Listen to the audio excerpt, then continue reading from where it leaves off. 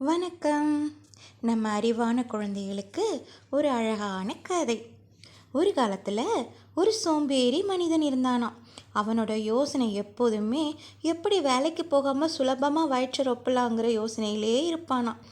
ஒரு நாள் அந்த சோம்பேறி உணவை தேடி அலைஞ்சிட்டு இருந்தப்ப ஒரு பழத்தோட்டத்தை பார்த்துட்டு அதுக்குள்ளே போய் கொஞ்சம் பழத்தை திருட போனானாம். ஒரு மரத்தில் ஏறி பழம் பறிக்க போனப்ப தோட்டக்காரர் பார்த்துட்டார். உடனே பக்கத்தில் இருந்த தடியை தூக்கிட்டு அந்த சோம்பேறியை அடிக்க ஓடினார்.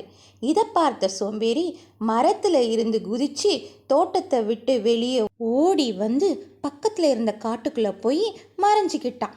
அந்த நேரம் 2 கால்கள் மட்டும் கொண்ட நரி ஒன்று அவனுக்கு கொஞ்சம் தள்ளி சந்தோஷமாக உலத்திட்டு இருந்துச்சான். கூட சில விலங்குகளும் அது பக்கத்திலேயே உணவு தேடுவதையும் பார்த்துட்டு பயந்து உட்கார்ந்துருந்தான். ஆனாலும் அந்த 2 கால் நரி மட்டும் எப்படி உயிர் வாழுது, அதால் எந்திரிச்சு சாப்பாடு கூட தேட முடியலையே அப்படின்னு ரொம்ப ஆச்சரியப்பட்டானா. ஆனாலும் அந்த 2 கால் நரி எதை பற்றியும் கவலைப்படாமல் அதை சுற்றிக்கிட்டே இருந்துச்சான். அப்போது அந்த வழியாக ஒரு சிங்கம் வந்துச்சான். அது வாயில் தன்னோட இரவியை கவ்விக்கிட்டு வந்துச்சான். அதை பார்த்த மற்ற விலங்குகள்லாம் ஐயோ சிங்கம் ஓடியாருது அப்படின்ட்டு பயந்து ஒளிஞ்சிக்கிச்சான். ஆனால் அந்த ஊனமுற்று நரி மட்டும் எங்கேயும் பயந்து போகாமல் அது இருந்த இடத்துலே இருந்து விளையாடிக்கிட்டே இருந்துச்சான். அப்போ அங்கே வந்த சிங்கம் தான் வைத்திருந்த இறையில் பாதியை அந்த நரிக்கு கொடுத்துட்டு அது போயிடுச்சான்.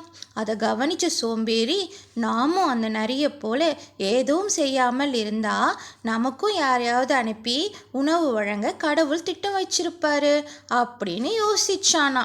இது தவறான யோசனை தானே. அப்படி ஒரு தவறான புரிதலை ஏற்படுத்தி கொண்டு அந்த சோம்பேறியும் எங்கேயும் போகாமல் ஒரு மரத்துக்கு அடியில் யாராவது உணவு கொண்டு வந்து தருவாங்கன்னு நம்பி 2 நாள் சாப்பிடாம அப்படியே உட்கார்ந்தே இருந்தானா.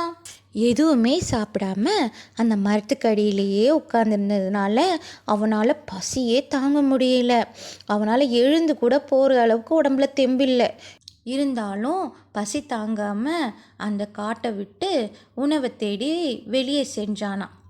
அப்போது அவ்வழியாக வந்த வயதான முனிவரை பார்த்தானா.